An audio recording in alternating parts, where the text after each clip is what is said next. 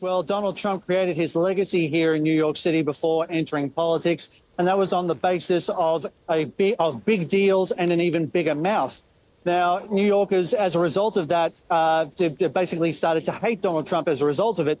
But now he's poised to become just the second man in history to serve two non-consecutive terms as a U.S. president. The first one was Grover Cleveland all the way back in the 1800s. As for how people are feeling as a result of this election now, a lot of the people who I've spoken to earlier today are still processing their feelings as a result of it. One person who I spoke to says that that during the election campaign, he held what he called a very heavy feeling in his heart throughout the whole time. And he was looking forward to getting rid of it basically after the vote was done. But now that weight is even heavier. Another person who I spoke to said that he was very disappointed with the media coverage of the election campaign, particularly after Kamala Harris entered the fray. At first, when Joe Biden was taking on Donald Trump was treated a lot more seriously. But after Kamala Harris's very strong performance in that debate, but a lot of media organizations, he claims, anointed her the next president of the United States and finally breaking through that glass ceiling of being the first woman to do so. Of course, that isn't going to happen now. And a lot of women who I've spoken to earlier today are also worried about their reproductive rights as a result of Donald Trump entering the White House. Of course, there's been a lot of issues regarding IVF treatment and abortion in multiple states across this country, and that still isn't completely resolved. And a lot of the younger people who I've spoken to as well are surprised that Gen Zers are now gravitating towards Trump. Usually when young people enter the fray in an election campaign, they tend to go in a more liberal direction. But this time around, a lot more young men are looking at Donald Trump as this masculine figure who can say and do whatever he wants and can get away with it, and is now poised to hold the highest office in the land once again. Indeed, you are, of course, those comments that you've just put to us are coming from a very, very strongly democratic state and city. But last night you were at a viewing party. Can you tell us a bit more about that? What was happening there? That's right. This was a rooftop bar, which was here in New York City, which was hosting an election viewing party. Now, it was a huge crowd that had turned out to this event. Now, admittedly, there were a lot of tourists in there.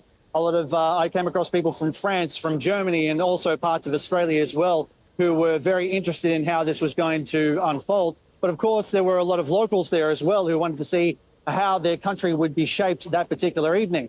Now, as I said before, New Yorkers don't tend to gravitate towards Donald Trump traditionally, but this evening there were a lot of people wearing those red MAGA hats, and they were cheering pretty loudly throughout the night. Like right from the beginning, Donald Trump was claiming big numbers towards that tally of 270 in the Electoral College.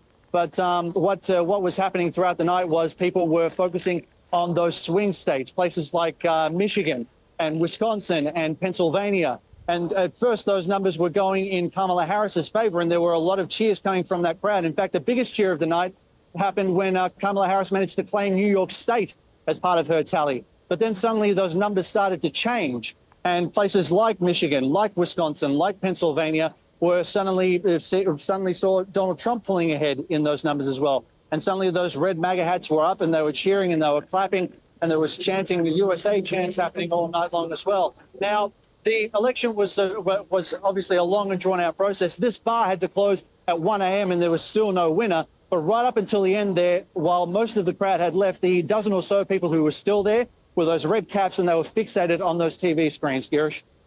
Yeah, and you mentioned Michigan. You were there and attended Donald Trump's final rally at Grand Rapids. Was there a great sense of, among the supporters, that Donald Trump would win on the day before? That's right. So the Grand Rapids rally was the final in Donald Trump's campaign before Election Day.